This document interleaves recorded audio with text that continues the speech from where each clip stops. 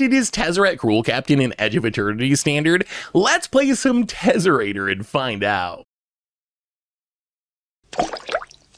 Hello everyone, it's Seth, probably better known as Saffron Olive, and it's time for another edition of Much Abrew About Nothing. And this week, we got a sweet one. We are heading to our new Edge of Eternities Standard format to play some Bant Tezzerator to try to find out just how busted Tezzeret Cruel Captain can actually be. And I'm super excited for this one because Tezzeret, one of my all-time favorite planeswalkers. So just how good is Tezzeret Cruel Captain? Can a Tezzerator deck work in Edge of Eternities Standard? Let's talk about the deck, jump into some games to find out. So as I mentioned, we're built around Tezzeret Cruel Captain. Our new 3-mana colorless planeswalker comes into play with 4 loyalty, but whenever an artifact enters under our control, we get more loyalty. Its abilities, its 0 ability, kind of meh. Untap an artifact or a creature. If it's an artifact creature, you get a +1/+1 counter. -3, a Trinket Mage. You essentially just tutor up an artifact, mana value 1 or less. And then -7, you get an emblem with it to beginning a combat on your turn. You put 3 +1/+1 counters on an artifact you control. If it's not a creature, it becomes a 0/0 robot artifact creature. So essentially, you can grow an existing artifact creature with counters or turn non-creature artifacts into 3/3 creatures. And Tezzeret's very interesting because we really do 2 very different things with the card. Sometimes we play Tezzeret and just immediately take it down, tutor up a 1-mana artifact, grab a removal spell or whatever we need for the situation, and that's kind of Tezzeret the Trinket Mage. The other direction we can go is play Tezzeret, try to play a bunch of other artifacts to rush to the ultimate, and the ultimate is kind of unbeatable, especially against controller midrange, where we just keep making these random artifacts into 3/3s turn after turn after turn. It doesn't win quickly, but it gives a lot of inevitability to the deck. So that's the plan with Tezzeret Cruel Captain. We also have a backup to Tezzeret in Bright Glass Gearhulk, which kind of cares about the same thing as Tezzeret. When it enters, it tutors up 2 artifacts, creatures, or enchantments with mana value 1 or less, put them in our hand. So if we don't find a Tezzeret, we can use Bright Glass to snag a lot of the same cards we'd be finding with the Tezzeret. Plus, it's an artifact creature, so it does synergize with Tezzeret. We can start dumping counters on it if we ultimate. Even just untapping it and putting a counter on it, not bad, thanks to First Strike and Trample. So what are we tutoring up with these cards? And we got a bunch of different options. So we get Removal Industrial's Reliquary, you get Phoenix Down to reanimate Bright Glass or other creatures. We get Nutrient Block because it's indestructible, and it's pretty cute once we turn it into a creature to have this indestructible artifact creature with like the Tezzeret Ultimate or with Synthesizer Lab or a bunch of other cards we'll talk about in a minute. Ghost Vacuum gives us main deck Graveyard Hate, Market Back Walker, kind of our big late game spell. If we get a bunch of mana, we dump it all into it, make this big card drawing construct creature. We also have a few cards that we can only find with Bright Glass Gearhulk. So Llanowar Elves, honestly not really a tutor target. It's really more for ramping into Tezzeret on turn 2, but still, it's a 1-drop, so we can find it. Mockingbird to copy Bright Glass, Warden of the Inner Sky, can tap our random artifacts to scry and get big and get flying, Seam Rip for a little bit more removal. As far as the rest of the deck, it's mostly ways to turn artifacts into creatures. Tough Cookie gives us a Grizzly Bears that can turn artifacts into 4/4. So Taic Glyph enchants an artifact, makes it a 5/4, and when it dies, we get to discover 3. So all the random nutrient blocks and these 1-mana artifacts that we're tutoring up, we actually just end up turning them into some of the biggest threats on the battlefield and beating our opponent down with them. Sentinels in the Nameless City, not an artifact, but it makes a map token, which is an artifact, so it synergizes with all of our stuff. Mana Base, the main idea of the Mana Base is to make sure that every land taps for green or white because of Bright Glass Gearhulk's mana cost. So even though we're 3 colors, all of our lands tap for either green or white. The most interesting land, probably Scene of the Crime, which is in the deck just because it's an artifact, so we can actually tutor it up with our Tezzeret, with our Bright Glass Gearhulk if we need a land. We also have one of the White Planet lands, which honestly, I don't know how realistic it is that we're ever going to turn it on, but I want to try it out because it seems sweet if we do. In the sideboard, we get a bunch more tutor targets. Basilisk Scholar, really good with Bright Glass Gearhulk, since Bright Glass has First Strike and Trample. Adding Death Touch and Lifelink to it is actually kind of busted, so hard to deal with in combat. Candy Trail for life gain, Ghost Vacuum, Soul Guide Lantern for more Graveyard Hate, Feldman's Cane, if we run into a mill deck, we can shuffle our stuff back in, Insidious Fungus to blow up artifacts and enchantments, and then a bit of removal, some negates for control, and that is Bant Tezzerator, and that's our Much Abrew deck for this week. So let's jump into some games and see just how ridiculous Tezzeret Cruel Captain can be in Edge of Eternities Standard. Thanks for watching, everyone. I hope you enjoyed it, and I will talk to you soon. Need some magic cards? Well, you can snag them from our sponsor, Card Kingdom, over at cardkingdom.com/mtggoldfish. Want to help out the channel? Well, you can snag these super sweet new dice, playmats tokens, lands, and more over at mtggoldfishmerch.com. It is time for some Tezzerator. We are playing some banned Tezzeret Cruel Captain in Standard, and let's see how this goes. Tezzeret's a card that, when it first came out, I was like, it seems so good in older formats. I don't know about Standard. But then I was talking to Krim, and Krim is the one that convinced me to try some Tezzeret. So we're doing some Tezzeret brewing today, and let's see how it goes. Plus, I mean, we get to play with cookies. Who doesn't love some cookies? We want to also break glass Gearhulk. Well, let's just lead on, I think, Breeding Pool tapped. Go. Simic A. There's this new Simic Tempo deck that's very popular. I don't know why it's so popular, but people love the Simic Tempo deck. Opponent, Schooner, sure. Well, let's play the starting town, and I guess we get down the tough cookie. I mean, this is actually not a bad start because we have the glyph in hand, so we can just glyph up the food token and maybe smash for 6. Opponent Forest, and then follow it up with Bright Glass. Opponent Atlanta Warehouse. Are we crewing the Schooner? Here comes the Schooner. Opponent going to schoon in for 3. Oh, gonna kill the cookie. All right. Well, cookie not as tough as we hoped. Opponent kills the cookie, hits us for 3. That's fine. We still get to glyph him. It's a lot of Land Wars. That's a lot of Land Wars. Well, let's play the Verge. One of the things I like about this deck is, even though we're banned, every one of our lands makes the right colors of mana for Bright Glass, so we can still always cast Bright Glass on turn 4. I mean, assuming we have 4 lands. Well, let's glimpse the food, zoetically. And do we even attack? We might just stay on defense. It blocks the Schooner well. Yeah, we're going to stay on defense this turn. This is weak to our opponent playing a Flood Pits Drowner, which would be annoying, but beyond that, if they deal with the food, at least we get to discover 3. See what our opponent's got. Flood Pits Drowner. All right. Well, that's not exactly what we were hoping for. Thankfully, our opponent decided to tap all their Land Wars rather than their actual lands. Gets in. Gonna do a little exploring. Into the Flood Maw. Sure. I don't even know if they want into the Flood Maw here. Yeah, opponent's gonna mill it. Hits us to 14. Oh, well, I mean, I guess we gotta hope they don't have a counter, but we gotta slam this Bright Glass Gearhulk. All right, no counter, that's good. Well, let's tutor up some 1s. What do we want here? I mean, removal seems fine. Definitely taking a Duskgrowth Reliquary, although we'll have to figure out what to sack. Maybe Mockingbird Duskgrowth Reliquary? And then Mockingbird could try to copy the Bright Glass. We could just go removal. Yeah, let's do that. We are kind of behind at the moment. We're down to 13. Our opponent doesn't have the scariest board, but if they can tap down the Bright Glass, they can hit us for a ton here. So we do need to start answering stuff. We can also do like the Market Back Walker, sack it to Duskgrowth, draw some cards. This creature land also is a smidge of a concern. Yeah, here it comes. That is a 5/5 Trampler, which gets through the Bright Glass. And opponent gonna crew the Schooner. Yeah, I mean, that's a big attack. That is a big attack. Opponent gets in. Thankfully, Bright Glass does have first strike. Opponent finds a land off the Explorer, sure. So this does mean we get to just kill the 4/4 Flood Pits Drowner, kind of for free. We are taking 8, though. We're down to 5. That is not the highest life total. And our opponent's still at 20. Is that a shame scoop? Okay. Well, and we win.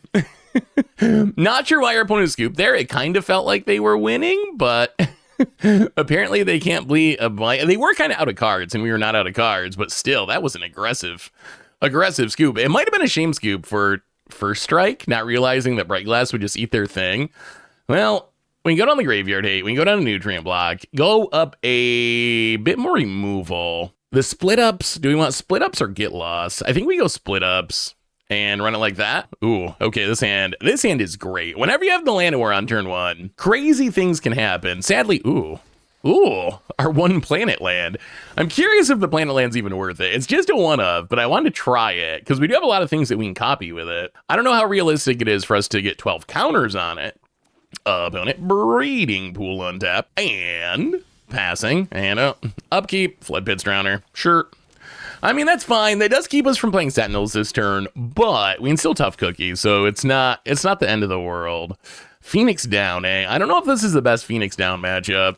Phoenix Down really good against the removal heavy decks, not so much against the tap down your stuff and bounce your stuff deck. Opponent. Yeah, I'm not sure still how good this Simic deck actually is. I've seen it a surprising amount on the ladder recently. Opponent. Sentinels in the Nameless City. People love the idea of it. Opponent passes. Duskrow's Reliquary is fine. Sadly, we're in Taplandville here. I guess we can Duskrow, sack the food, get rid of the Sentinel. And that's our turn. It's either that or play another Tough Cookie. Yeah, that Flood Pit's Drowner actually slowed us down a ton this game. Well, get rid of the Sentinel. Do we want Portico or Agadia? Yeah, let's play the Planet Land. And you know what? We're going to start stationing. 2 counters on the Planet Land. 10 more to go. 10 more to go. I'm sure it's going to work out. About it. Bristly Bill. Bristly Bill is like $70 now, which is wild to me. I definitely remember, because I do the weekly finance update thing for the newsletter, and I definitely remember during Nadu era last summer, Bristly Bill spiked up to like $30, $35. Ooh, there's Tez. There's Tez. There's Tez. Oh, it'd be so much better if we had 1 more mana. Then we could Tez into Tough Cookie, get 2 counters on it. I don't know if we need... Do we need a breeding pool next turn? I think no. What do we do this turn, though? I guess we can just play the Sentinel. That's probably the... And then next turn we can Tez plus Tough Cookie. We don't really want to run out Tezzeret and have it just immediately die. That would be awkward. Yeah, let's play the Sentinel. And are we going to do any stationing? I think we actually attack with the Tough Cookie. I'm fine with trading with either of these, actually. Especially with another Tough Cookie in hand. Oh, we can crack... Yeah, let's crack the map. Yeah, let's... There's actually like a weird question in this deck, whether we want to crack the maps. And most actually just want to crack the maps when you get a shot, right? When you have the time and you have the mana. In this, oh god, Aurora Boyd. That is going to be an issue. Yeah, and a counter from Bristly Bill, and everything's huge now. That is a 5 for Flood Pit's Drowner, where we're going to double block this Bristly Bill. Now we're going to have to do something we don't really want to do, which is... We're going to have to play Tezzeret, take it down to get... Well, okay, second Tezzeret makes it easier. We're going to have to play Tezzeret. We're going to have to take it down to get a removal spell. But yeah, we need the maps for Tough Cookies, for sacrificing to Duskrow's Reliquaries. So there actually is a lot of tension, whether you actually want to sacrifice the maps or if you want to hold on to the maps for synergistic purposes, like this, for example. Like, if we sack the map, we would have to sack a real creature here, but Duskrow's, get rid of the snake. I guess we just pass. I mean, we can do the same thing again next turn, I guess, if we have to. But anyway, Bristly Bill, when it spiked to $35, I definitely remember writing in the finance update, Nadia's gonna get banned. I can't imagine it going higher than this, something like that. And now, of course, it's like $70, and like... I think it's the most expensive card in Standard. Found it. Gonna kill the Tez.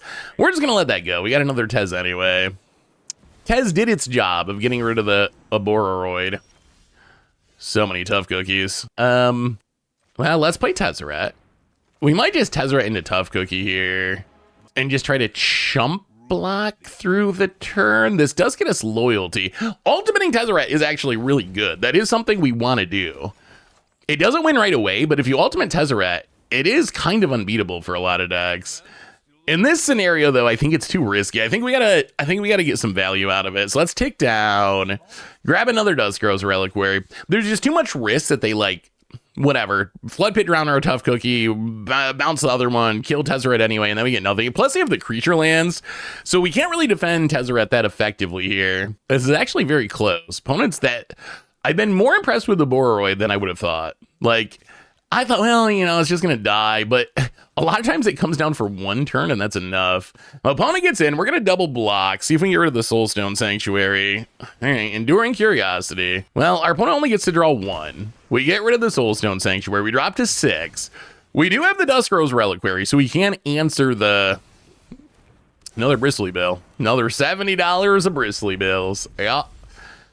So many Tezzeret. We're almost Tezzeret flooding this game. But I feel like Tezzeret might actually... Well, let's see. So in Duskrow's Reliquary... I mean, technically, can we ultimate Tezzeret here? I guess we can technically ultimate Tezzeret. So play the Tough Cookie. Get some loyalty, get some loyalty. Then we can Phoenix down, get a loyalty. Duskrow's Reliquary, get a loyalty. Sack the food. We gotta hit the Enduring Curiosity. We can't have our opponent just drawing a new hand here. Wow, is Tezzeret going to steal this win? And then Phoenix down just to get a loyalty. Ultimate Tezzeret. Okay, wow. I was not expecting that we were going to be able to ultimate that Tezzeret. Now we get to make a 3/3 every turn or put 3 counters on one of our artifacts. And that should be pretty good. Just like the endless stream. Oh, another one. Oh, come on, no land. No land. All right. Abrew, part 2. 2 counters on everything. Opponent getting frisky. Wow, only attacking with 1? Okay. Well, we are going to... Man, do we have to trade our team for this? That feels so bad. We're also out of Duskro's Reliquaries to tutor up. We only have 3. Oh, we might still be dead. The second Abrew, but ooh, Bright Glass. Does that matter? We might be dead anyway. Also worth mentioning, we did not come even close to stationing this planet land. Not even a little close. Well, let's play the Bright Glass. Do a little tutoring. I think we're dead, though. Like, we can get a Seam Rip, but that can't hit the Abrew. Yeah, I think we're actually... Because they have the creature land, too. So we're actually just dead on board here. Do we even bother to tutor anything up? Or are we just giving our opponent more information about our deck? Almost. That second snake. I mean, Abrew. Aborigne's pretty good. Man, let's, play the Seam Rip. Get rid of the Bristly Bill. $70 down the drain. And then we'll scoop. Got him. We just cannot let that Bristly Bill stand. Well, let's bring in a couple of Get Lost. Maybe go on a Glyph. Yeah, Phoenix down. Run it like that. Like I was saying before, Phoenix down. And we're going to play first. Kind of land heavy, but at least we got a Surveil land. Yeah, Abrew. Abrew better than I expected it to be. It was actually the card that won our... Like, we saw right there, we were able to kill it, but it still came down to what? Put 2 counters on everything? Definitely don't want that starting down. And that was enough. Our opponent just did enough there. Opponent, Llanowar Elves. All right. Oh, there's a Glyph, though. All right, we got a nice little aggro start here. Tough Cookie into Glyph is pretty aggro. Well, get down the Tough Cookie. See if our opponent can ramp into anything crazy here. I don't know why Glyph doesn't see more play. It kind of makes a hasty 5/4 for 3. Like, yes, you got to have an artifact on the battlefield for it to do anything. But, as we'll see next turn, potentially, like, since we already have the food on the battlefield, it's kind of a hasty 5/4, which is actually pretty good stats. And then you get the death trigger, too. Opponent. Sentinels of the Nameless City coming down on turn 2. We continue to draw Magic the Gathering land cards. Well, all right. Glyph it. Glyph it up, smack you for 5. We are going to be the aggro. Bound it down to 15. We definitely need to stop drawing lands, though. How about some Tezzerets or Gearhulks? Man, the Tezzerets almost got there last game. So close. We even ultimated it. It was just a little bit too late with the second Abrew. Bound it, getting in with the Sentinel. Sure, we will take it. You get your map. Into the flag. That's fine. So opponent's going to bounce our Glyph token, but we get to discover into a Duskro's Reliquary, but I don't think we want to sack Tough Cookie. All right, let's just put it in hand. Next turn we can play Sentinels, and then Duskro's off the map, I think. Is our opponent missing land drops? Are they going to crack maps? Wow. All right, opponent. Map on the Llanowar into a mill. And map on the Llanowar into... All right, they hit their land. Wow, they made it look tough, but they got there. Well, we are going to play the plains. Get down the Sentinels of the Nameless City. Make the map, sack the map. Oh, man. It's kind of tempting to hit the Llanowar, but I think we got to hit the Sentinels so we can keep attacking here. Get in with the Tough Cookie. Hit you down to 13. So this deck's kind of like Bant Artifact mid-range, I guess. It kind of is Bant Tezzerator. Like, that. It really is a Tezzeret deck. And it's kind of nice because if you can get into Selesnya colors, then you get Bright Glass, which is kind of like another Tezzeret in a weird way, like tutoring up 1-mana stuff. So it gives you some redundancy, which is very nice. Sir Hippo. About it. Heritage Reclamation. Yeah, all right. Duskro's Reliquary, yes, it's an artifact, so it gets blown up. The ward is pretty helpful, though. Like, we could see there the ward making our opponent kind of skip their turn just to blow up a Duskro's Reliquary, which is kind of nice. Found it. The tempo loss. Finds a Bushwhack. We find even more Duskro's Reliquaries. Well, Tough Cookie. Tough Cookie part 2. We might be able to just tempo them out. Duskro's off the food. Get rid of the Sentinels again. And yeah, smack ya. down to 8, play the breeding pool, and we're just gonna pass. We're gonna keep the map. These maps have been very good for sacking. Plus, we got 2 tough cookies. Next turn we might be able to just win. If we just play the land, cookie up the map, cookie up the Duskgrove's Reliquary. Gene Morph. I don't know if it's a card that saves our opponent here, though, in the face of 2 tough cookies. Split up. Well, okay. Not the time for split up, but that's fine. Well, I mean, yeah, we're going to go for it. Tough cookie. 3 manas. Turn the map into a 4/4. I mean, even if they have, like, a Drowner, we still win, right? I think? And Duskgrove's Reliquary still has Ward, so it's not like they can just kill it or bounce it in creature form, at least easily. Our hand is basically on the table. Our artifacts are 4/4s. Here comes the attack. Can you stop it? All right, they do have a Drowner, although playing it after attacks are declared is not the... Okay, all right. I don't think it would have mattered anyway. 1, tap, tap. Well, I guess they could have chumped and stayed alive, actually. They would have lost their board, but seeing just how good Tezzeret Cruel Captain actually is, we're going to keep this. 5 lands is more than we want, but Land and War ramping into Bright Glass Gearhulk is exactly what we want. Well, Land and War, go. Opponent appears to be Borosing, maybe? Fire Magic, sure.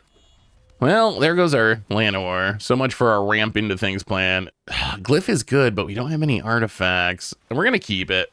I think we're just glyphing up this Phoenix Down. The whole Phoenix Down beatdown. Opponent.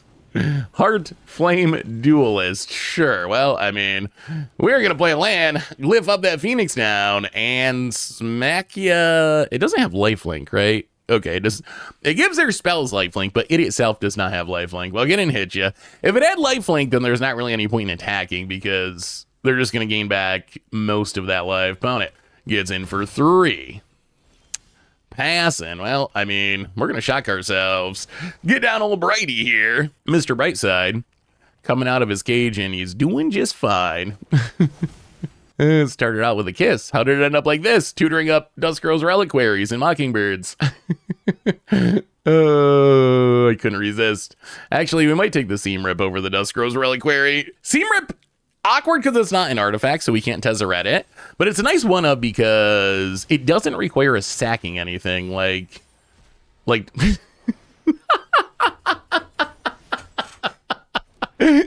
no. Our opponent get lost our Phoenix Down with the glyph on it, and we discover into another glyph and put it back on the Phoenix. It's like that never happened. It's like none of that ever happened. We get 2 maps, our opponent's down to get lost, and we still have the exact same creature. Oh, magic. I do love magic. All right, Seam Rip. Let's get rid of that Heartfire Hero, or Heartflame Duelist. Heartfire Hero, oh my god, I still have PTSD from that card. Found it. Oh my god, it's a Lightning Helix with lifelink on our Bright Glass Gearhulk and Fire Magic. All right, so opponent going to deal with the Gearhulk, sadly. We did kind of want a Mockingbird that. Well, you know what, opponent? In that case, we're just going to glyph you. We're just going to glyph you. Glyph up the map, hit you for 10, play the Surveil land. I mean, I think we're in pretty good shape. Opponent's only got 2 cards in hand. And opponent skips it up. That get lost was so good. Oh, God, that's so good. I don't even know. Our opponent, are they a burn deck, I guess? It looks like they're a Boros burn. So I guess we're going to bring in life-gainy type stuff. Like, I don't even... go down the Ghost Vacuum. I don't even know. Like, all we saw is a random, like, a bunch of fire magics and that Duelist, Heart Flame Duelist, whatever it is.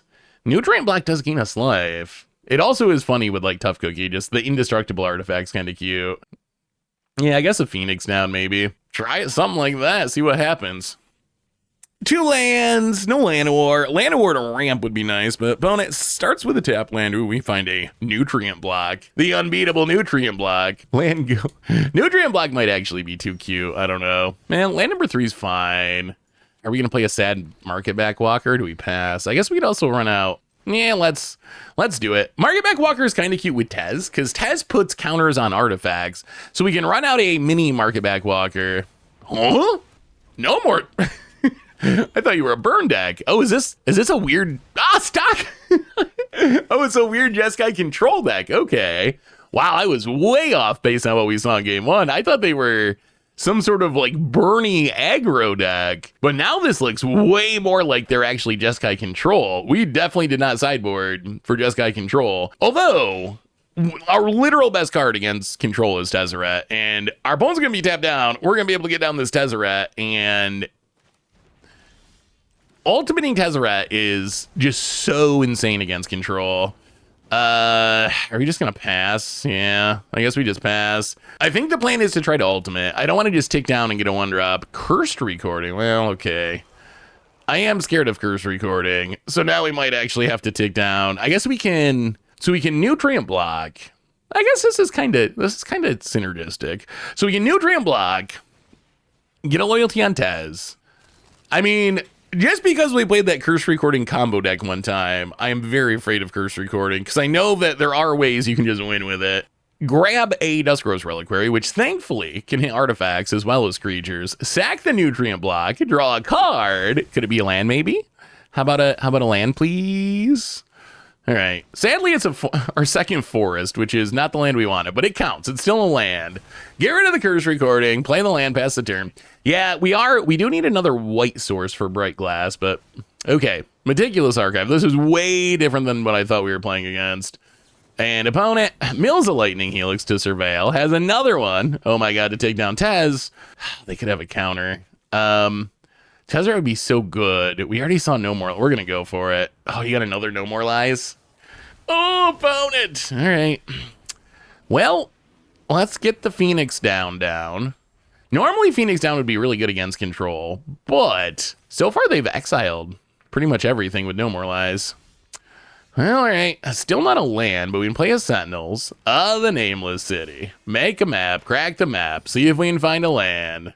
Actually, let's play a Warden instead. We can just Warden in Scry. I think that's fine. Get another body down. Ugh.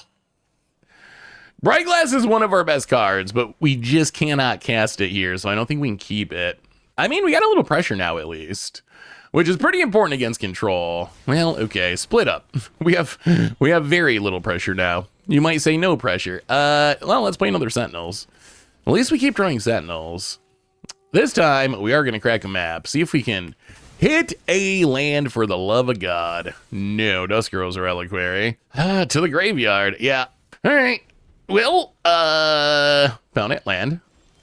We draw even more Tezzerets. Well, let's get in with the Sentinels.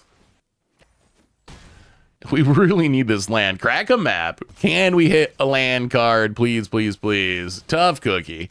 Good card. Not a land. Well, okay. Tezzeret. Do we have more counters? Apparently not. All right. Well, we can untap the Sentinels. How about that? It actually does literally nothing because it's a 0 ability, but it makes us feel like we're using our Tezzeret. I mean, opponents only got 2 cards in hand. If they don't have any card draw, they have some. I guess our opponent's kind of just flooding almost. Like they have twice the amount of lands as we do.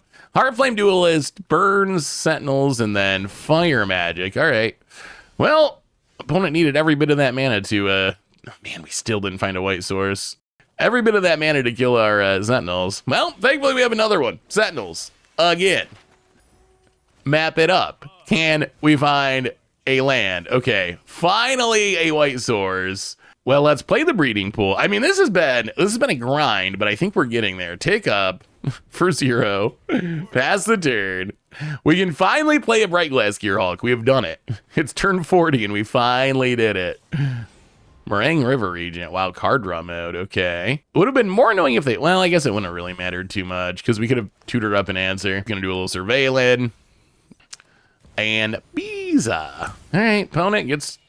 Draw a card, gain some life. Well, let's play the land. Let's finally, on turn million, play a Bright Glass Gearhulk. We have finally done it. Tutor up. I don't even know what we want here exactly. Synthesizer Lab Ship seems sweet, and Mockingbird is also kind of sweet for next turn. And then we'll play the Tough Cookie. I mean, I think we're on the ultimate Tez plan here, and I don't think that can beat it. So, couple of artifacts, Tezzeret, ultimate, beginning of combat. 3 counters on an artifact, make it a creature if it's not, grow the tough cookie, and pass the turn. And that's part of the power of Tez, is the ultimate is very rushable. As we saw in our first match, if you're too far behind, it might not be enough. Wow, curse recording returns. Thankfully, our opponent's empty-handed. So we will play a land. Can we win here? I mean, we can't deal 20, but we can Mockingbird the Gearhulk, tutor up some removal, and just smash you for a ton.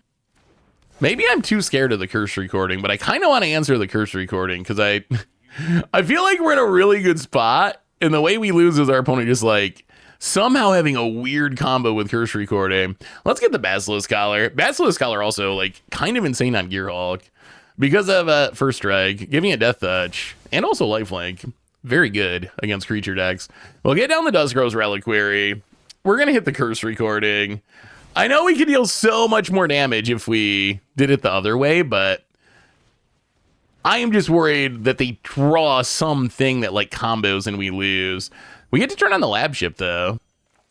Play the Basilisk Collar. We're actually getting close to ultimating Tezzeret again. Well, we get to Tezzeret, grow the Gearhulk, lab ship, turn on a token, I guess, is a 2/2, and hit ya. I mean, here comes the beatdowns. Opponent needs to draw something. They need to draw something, or this Tezzeret Ultimate's going to get a opponent out of 13. Tezzeret's so good. It's actually so good. And now we can untap the Gearhulk, so we can play some defense, defend the Tezzeret. Opponent, how we doing? And opponent scoops it up and taking down the control deck. That was a pretty good example of the power of Tezzeret's ultimate. It's just like so inevitable. Might not be fast, but once you get it, it is hard to break out of. We are Tezzerating, playing some Tezzerator in Standard, and Sound's got a lot of 1-drops. It's got a lot of 1-drops. We have nothing to ramp into with our Land of War Elves, but we got a bunch of removal. We'll see. This hand's weird. Opponent land and, oh, it's landfall. All right, well, let's see how this goes. Let's play the Portico. Actually might keep the Market Back Walker just to sack to Duskro's. We can like play it X1, sack it, draw a card, and Duskro's. We are going to want stuff to sack to Duskro's that is not the Land of War. Let's play Ghost Vacuum. Well, do we even care about answering the Chocobo this turn? We could like Ghost Vacuum, sack it. I think we're going to let the Chocobo live for now. The Chocobo, I mean, it is a good 1-drop, but out of the threats the Landfall deck has, I feel like Chocobo is perhaps the least impactful. Like, compared to a Tifa or a Mossborn Hydra, something, even a Bristly Bill, it's good, but it's not the one-shot kill potential. We are going to answer Bristly Bill, though. So, Market Back Walker and X1. Sack it to the Duskro's. Would be nice if we draw a land here. That would be ideal. All right, well, not a land, but Tezzeret is also very sweet. Pass the turn. This might be old school mono green landfall. The new hotness is the Teamer landfall deck. But I feel like mono green is more streamlined for fast kills. I think that Teamer is better at playing like a long real game of Magic. I think mono green though is just still more explosive. Pound it. Escape tunnel. Cracks it. Also a Tifa. Grows the Chocobo. All right, well, I mean, we have an answer for the Tifa. It would still be very nice if we could draw land. A land would be very good. Opponent hits us. Well, we will vacuum away the escape tunnel. Just in case. Well, there's a land. I mean, we got to deal with Tifa. We cannot let Tifa live, or we just risk dying. Yeah, I mean, I guess we play Tezzeret. Duskro's Reliquary. Sack the Ghost Vacuum. Get rid of the Tifa. And then what do we do with the Tezzeret? I guess let's just untap Llanowar. I think we can keep it alive. Like, they can hit it with a Chocobo, but probably not kill it. And that's going to at least gain us some life, right? That our opponent's going to have to throw some damage at Tez, presumably. There is a Chocobo. I mean, if they spend a pump spell to kill Tez, we will kind of take that, because that is a pump spell that's not making us die. Wow. Okay, Overprotect. I mean, so we lose our Tez that is sad, but trading Tez for an Overprotect and 6 life is actually not that bad for 3 mana. Well, we found blue mana, so we get to get down the lab ship. We kind of don't have much going on, though. Yeah, let's try to station it. Do we even play the Phoenix down? We have literally nothing that we can get back. I mean, I guess there's a market back walker, but it would just it would just die. So not actually worth getting back. It's very good with Gearhulk. That's the main idea, right? You can tutor up with Gearhulk. If Gearhulk dies, get it back. Opponent land where that hits us. Thankfully for us, our opponent is not hitting land drops, which is kind of keeping us in this game. That is the one thing about the landfall deck. If you don't hit lands, your deck kind of doesn't do anything. Well, let's play the Sentinels. Get a map token. This does let us finish off the lab ship, which is nice. Lab ship up to 2, which is the number that matters, because now we get to turn artifacts into 2/2s. Look out, opponent. All right, there's another land. Play the starting town. I mean, I guess we're safe to beat down with a Duskgrove's Reliquary. The ward is kind of helpful here. If we didn't have the ward, I'd be a little scared about turning it on, but with the ward, it is pretty safe here to hit you for 2. I mean, maybe Lab Ship wins the race. It eventually turns into what, 4/4 flyer? Sarah Angel? Yeah, I mean, we're gonna take the beats. We're actually gonna station to try to get to the point of being able to get the 4/4 flyer if we need it. Our opponent's gonna have the ground locked up. Ooh, there's the land. Opponent's gonna have the ground locked up, but maybe we can get him in the air. Ice Still Explore. Oh, okay. Well, thankfully, that Ghost Vacuum that looked like it was doing nothing, it did exile the 1 fetch land, so it actually did a good job. How aggro can we be? Well, we're definitely gonna lab ship. Turn on the Duskgroves, get in and hit you. We are down to 7, so we got to be a little careful not to just die. Actually, maybe a lot careful not to just die. So you have our opponent dares block. So I think these are the scenarios where people end up projecting, and they're like our opponent deck, because they're a pump spell deck, they're gonna have pump spells on their mind, and they're gonna be thinking, oh my god, if I block with my Ice Tail, there could be a pump. What if there's an overprotect? When in reality, our deck is not anywhere near playing a pump spell. But I think you do that projection thing sometimes, where if your deck has it, you're thinking about your opponent's deck in the same way. So we get some free damage. Get down the Tough Cookie. So Tough Cookie's big because it can turn something into a 4/4. Phoenix down still doesn't really do anything. Yeah, let's tap. Turn on the 4/4. I think this is still okay. We would like our opponent not to hit a land here. If they hit a land, things could go very bad, because then they can mill a land and get a bunch of landfall triggers. But we can use Tough Cookie to make something a 4/4. So we can actually block everything we need to. Bristly Bill. Good card if you find lands. All right, no land. That's good. Opponent combat. So let's Tough Cookie. Turn on the map. I think map is better than food. Yeah, turn on the map. I think we actually just double block here. Cash in the Llanowar. See if we can kill it.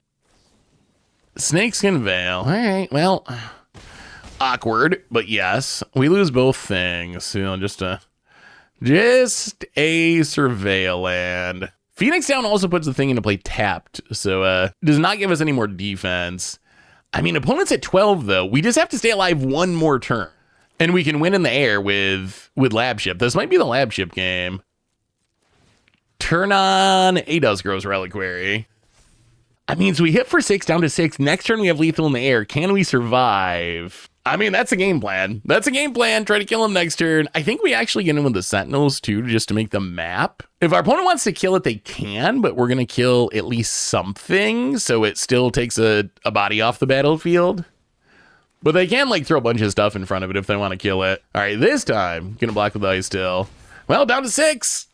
And past the turn. Also, remember, we have the food, which might also be relevant. We have the mana to make a 4/4 and sack a food to gain 3. So we're actually at 10. All we got to do is survive this turn. If our opponent hits a land, do we die? I don't think so. I think we might be good. Wow, Bushwhack to get a land. Okay. That is a choice. I mean, I think killing the Lab Ship might have been better, because then you're not gonna die next turn, but I don't know, maybe they got us here. Maybe the land, I mean, the land is also very good for them, right? It triggers Ice Tail, starts filling in the graveyard. You hope you hit another land to make the land drop from the graveyard. Hilariously, that random Ghost Vacuum eating the fetch land probably won us the game. that was seemingly not very important choice on turn 2 before we sacked it to the Duskgrove's Reliquary I think that is actually what is most responsible for us winning that game. If they had that fetch land to go with the Ice Tail, we probably would have lost. Well, all right, here comes the attack. We are going to Tough Cookie. Turn on the map. Actually, we could do the food and then chump sack, but then we got to worry about trample. So I think we just do it this way. So turn on the map, and our opponent's attacks are not even that good. We just do not want to lose a lab ship. So block, take 2. Even if they have overprotect, we're good. I think that's fine. They can double counters, but that doesn't kill us. All right, I think we got him. Opponent doubles up with Bristly Bill. Sure, we take 4. That is fine. We lose the map, we lose the Sentinels, but Synthesizer Lab Ship is actually... I mean, we won by fully stationing a lab ship. That is the spacecraft win. The one of tutor target coming through and taking out landfall somehow. What do we want against landfall? Mono green landfall. Basilisk Collar. It's also funny. Bright Glass Gearhulk is just naturally good against Tifa because of First Strike. So it naturally kind of shuts down Tifa if they don't have overprotect. Basilisk Collar on a Bright Glass seems like that takes down a Mossborn Hydra. That takes down pretty much anything. So bring in Basilisk Collar. Split ups in, get lost in. We'll go down a Phoenix down. Go down Ghost Vacuum, the hero from last game. Go down one of the nutrient blocks. I guess we could cut. Oh, Lab Ship was good last game. I guess we can go down both nutrient blocks. I don't even know if nutrient blocks that good. Like, it's kind of synergistic and cute. I don't know if it's that good in the deck, but it's funny. And it like is kind of, you could see how in theory it could be good. In practice, I don't know if it actually matches up to that. Yeah, go down a couple 3-drops maybe. And yeah, go down the nutrient block. Run it like that. On to game number 2, we are going to be on the draw, which is a very scary place to be against the landfall deck. This hand, okay, we got a removal spell, so we will take it. Opponent, land, and passing. All right, well, breeding pool tapped, go. We have plenty of lands. Could use a Tezzeret or a Gearhulk to turn 2 Llanowar Elves, eh? Do we even kill the Llanowar Elves? Like, we can just get lost it. I think we're just going to Tough Cookie. I think against landfall, turn 1 Llanowar. If you can kill it, probably worth it. At this point, I think we just got to try to kill the Tifas and the Hydras. I don't think with only 1 removal spell in hand, I don't think we can afford to spend on Llanowar here. Too risky. It's not like they have anything huge to ramp into anyway. Like, Ice Tail is probably their most expensive card. Although Ice Tail here would be good. Ice Tail is kind of a wild card, actually. The card's so ridiculous. Well, there's old Tifa Lockhart.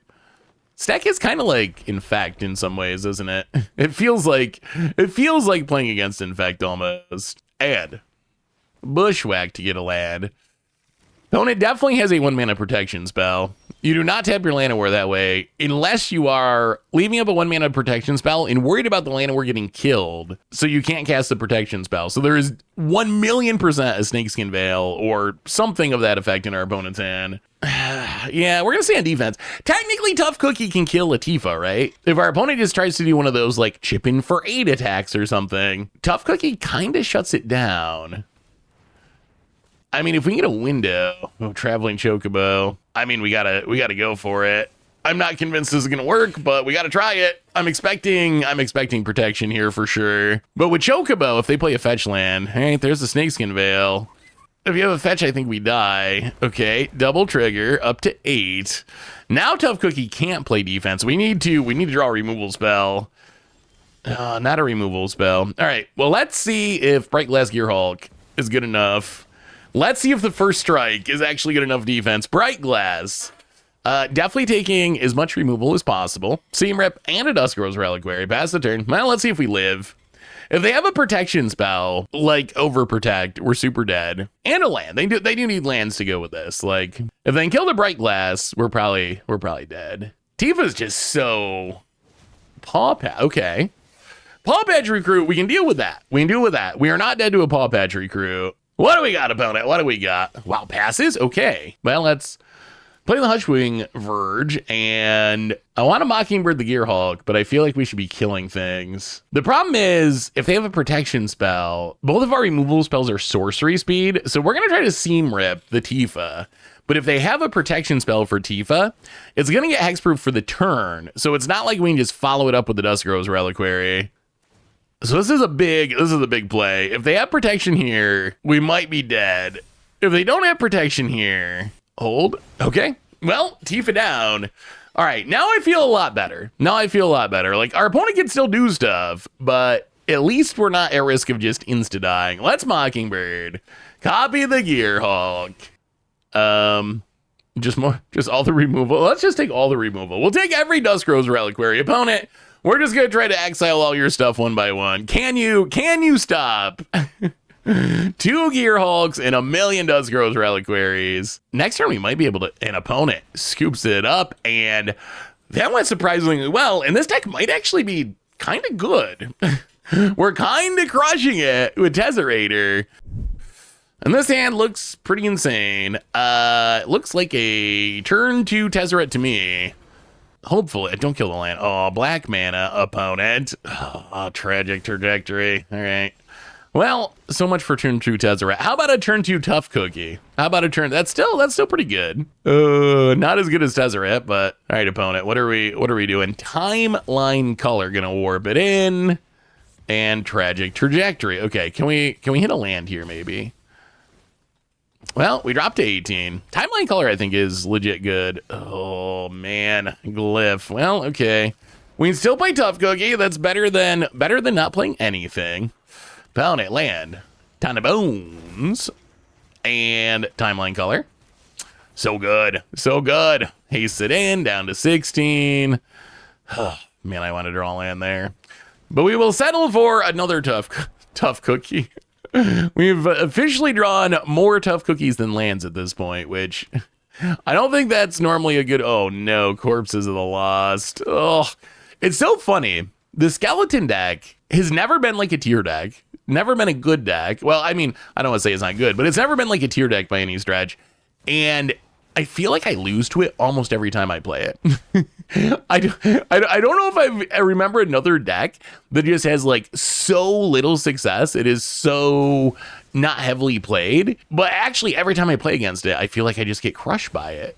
Well, I mean, we're going to play a little removal, play a nutrient block. Sadly, though, we are still not hitting land number 3, and I think this one might be slipping away. Corpses of the Lost returns, opponent smacks us. We got to trade off a Tough Cookie. We drop to 6 and Phoenix down. And yeah, I mean, let's take this nutrient block, I guess. Land. Well, there. All right, we did it. We did it, Reddit. We found land number 3. Unfortunately, we found land number 3 after we are basically already dead. Opponent hits us. No. Oh my God, the 4th Tough Cookie. All right, glyph him. Stay on defense. We're probably dead though, because their stuff has haste. Like, if they have basically anything, the fact that it's a glyph helps a little bit. So if they kill it, we get to discover. So there's some chance we discover into another blocker. But realistically, I don't think we are beating this Corpses. We just didn't hit land number 3 fast enough. All right, Timeline Color, and that is a hasty lethal threat. Well, that didn't go so well. Let's bring in the Get Lost, bring in the Split Ups. Turns out that you need more than 2 lands to win a game of Magic usually. Go down the nutrient blocks. Yeah, maybe a glyph. Try it like that. All right, on to game number 2. We get to be on the play, which is good, especially against a silly aggro deck like Skeletons. All right, I mean, that's a good hand. No Land of War for turn 2 Tezzeret, but we got the Tezzeret, we got the Gearhulk, we got some removal. The Ghost Vacuum actually even kind of relevant against those Timeline Colors. Cecil, the Dark Knight. Another glyph, eh? Well, let's play the Ghost Vacuum. We can't just deal with the Cecil, but then we don't have the Ghost Vacuum. Let's wait. I feel like being able to exile the Timeline Colors is actually kind of big. And there's the Timeline Color, gonna warp it in. And a ton of bones. All right, I mean, we're taking 4 down to 16. Timeline Color, going to go to exile for now. Not again. All right, well, I mean, now we got to do it. Duskgrove's Reliquary. Get rid of the Tiny Bones. This might just be the match where we never draw land number 3. If we just never draw land number 3, opponent, timeline color, and hits us down to 10. Come on, Magic Gods. And they get to flip the Cecil next turn. Dusk Rose Reliquary, and yeah. It turns out, even Tezzeret can be defeated by not drawing lands. I would like to say 1 land, 1 keep, but I don't think we can keep this 1 lander. Yeah. Well, okay, this is actually better. This is better. We get a potentially fast Gearhulk off the Llanowar. We do need a white source still, but all right, what are we up to, opponent? Temple of Enlightenment, eh? Some Azorius action. Control maybe? Well, another Gearhulk. Well, Llanowar, go. It might just be like blue-white control with temples. About it. Temple of Enlightenment Part 2. It's so funny. The Scry lands are now considered so bad. Like, kind of unplayable. Well, that's a white source. Lush Portico. Yeah, we'll keep it tough, Cookie. Might as well. Gonna hit you. But it's so funny, when they first printed the temples, the Scry lands, back in Theros, like 10 years ago, they were like staples. People loved them. Wow, opponent misses land drop. People loved them. They played them everywhere. They were like true staple lands. So it's so funny to see just what, I guess it's just power creep. Like, they look so bad compared to the Surveil lands. Yeah, I'm worried about our opponent having a counter here, so we're just going to tough cookie. Play the tap land, play the tough cookie. I'd rather have that counter than the bright glass. Well, maybe our opponent doesn't have a counter after all. Maybe our opponent's not actually counter. Oh, I don't know what our opponent's doing. Opt. Okay. Not typically something you would play in a control deck. Plains for our opponent. And, oh, this has to be, okay. It's got to be some sort of like Azorius Oculus pile, I imagine. It's got to be. That makes more sense. Like Azorius Helping Hand shenanigans. Well, there's a glyph. Well, we're going to take advantage of this window. Breeding Pool untapped, and we're going to get down. We got to get down Bright Glass, Gearhulk. Bright Glass is just too good to pass up. Bright Glass. Well, step 1, take a Ghost Vacuum. One of the upsides of this deck is we get to play main deck Graveyard Hate. 1 copy of Ghost Vacuum, but because of Tezzeret and because of Bright Glass Gearhulk, it's kind of like we're playing 9 copies of Ghost Vacuum, which in most matchups doesn't matter, right? In most matchups, doesn't mean whatever. It's a cheap artifact. Maybe we get some value out of it in the late game or get rid of the fetch land against landfall or whatever. But against a deck like this, having a main deck Ghost Vacuum is huge. Like potentially just a game swinging card to have access to. Steam Core Scholar. Oh, this is probably okay. I'm imagining this is like Oculus with Propsydetic Memory. It's gotta be like an Azorius version of that. It's gotta be. That's what these cards say to me at least. Pound it. Discards another Helping Hand. Yep. Reanimation probably not gonna happen this game, thanks to the Ghost Vacuum. Opponent passing. Well, we might as well eat something like this Abhorrent Oculus. We could even put it into play. I don't think we're going to. I think we'd rather just keep playing Bright Glass Gearhulks because they're kind of busted. Bright Glass Gearhulk for Mockingbird seems insane. And maybe Lab Ship? Yeah, let's go Lab Ship. Play the land. Crack it. So we can't play Lab Ship because we don't have a blue basic because of Gearhulk, but we can get down Phoenix down and hit you with the Gearhulk. Bone it down to 15. I mean, with the Ghost Vacuum out, I'm feeling pretty good about where we're at the moment. I mean, the Ghost Vacuum just doesn't let them do their most powerful thing. And if we're just going without them being able to animate an Oculus, I think we just beat them. If they can't do that, bone it. Passing. Well, let's keep nibbling on the graveyard. I guess we just take the most expensive card. Take the stock up. I think all else equal, you might as well take the most expensive card just because of collecting evidence. Not that their deck probably collects evidence. Well, let's glyph up the food. We're just going to go aggro here. Glyph up the food. Synthesizer Lab Ship. Opponent. Oh, okay, so they are playing counters. There's a No More Lies. Okay, so there are counters. I mean, I don't think that counter is actually going to change much because that is a big attack. Get in with the Glyph. Get in with the 2 Gearhulks. Bright Glass Gearhulk is a really good card. And as we're seeing here, you can even play it in 3 color decks if you build your mana base right. Well, hit you down to 7. Opponent going to block with the Scholar and Our opponent needs something pretty good here. They need something pretty good. Found it untaps. Kiora on the battlefield. And Big Luck Prankster's gonna do a little mill and chill here. Finds a Spell Pierce? Sure. Don't especially care about Spell Pierce. And looking at the Ghost Vacuum, realizing that their life might be over. Okay, they're just gonna cast Innocuous from hand. Sure. Does that actually keep them alive? Well, we might as well exile the Scholar. Opponent gets Innocuous. This also means they can't...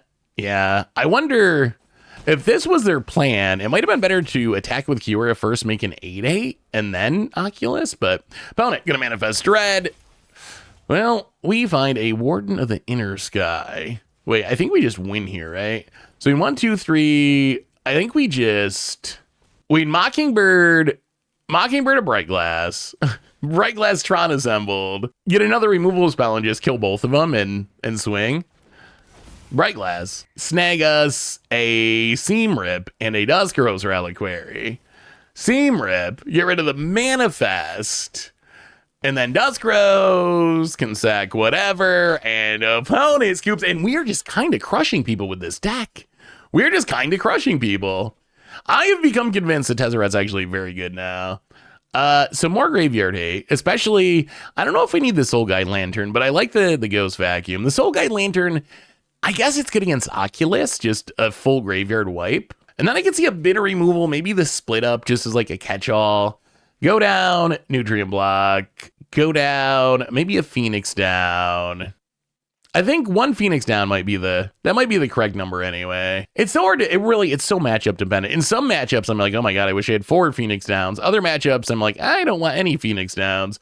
But yeah, let's sort of like that. On to game number 2, we're going to be on the draw. This hand, 5 lands and not an exciting hand. This is an exciting hand. We're going to put one of the Tezzerets to the bottom. But I mean, this is turn 2 Tezzeret, which is maybe the most powerful thing our deck can do. And then Tezzeret can get a Ghost Vacuum to make sure we don't get Oculied.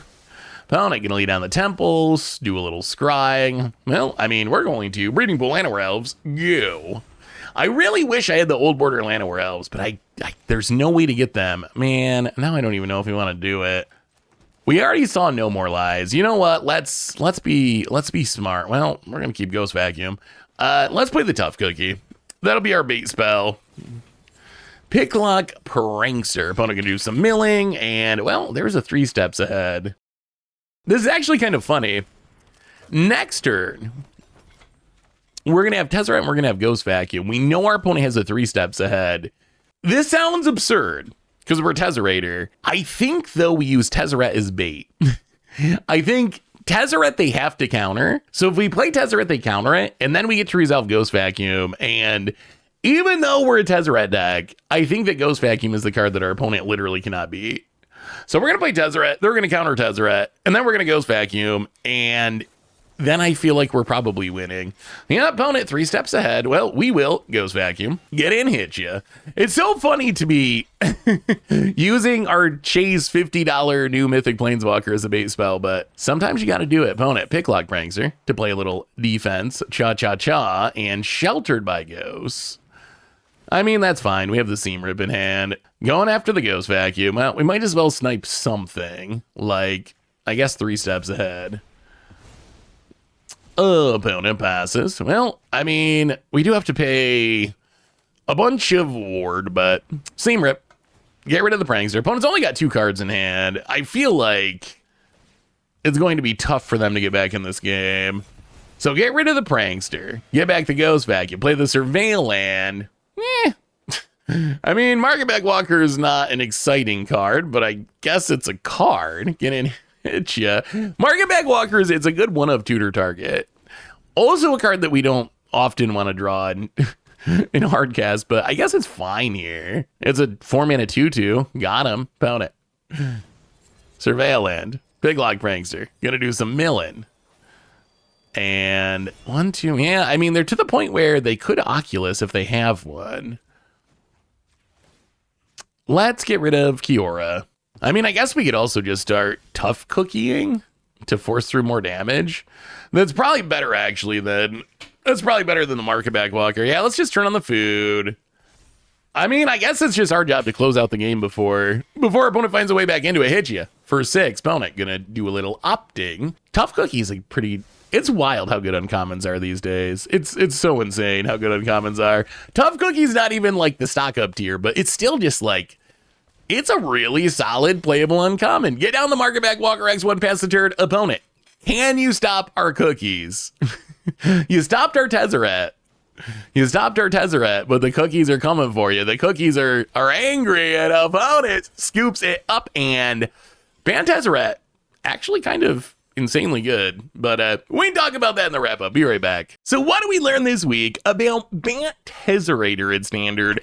And the deck kind of crushed it. We went 8-2 with the deck overall for an 80% win rate, which is about as good as it goes for a deck in Standard, and the deck actually felt oddly strong. I gotta say, Tezzeret's a card that when it was first spoiled, I wasn't super high in it for Standard. I was like, it seems really good in like Vintage and Legacy, these older formats. We get a ton of busted cheap artifacts to tutor up. You can find combo pieces or whatever.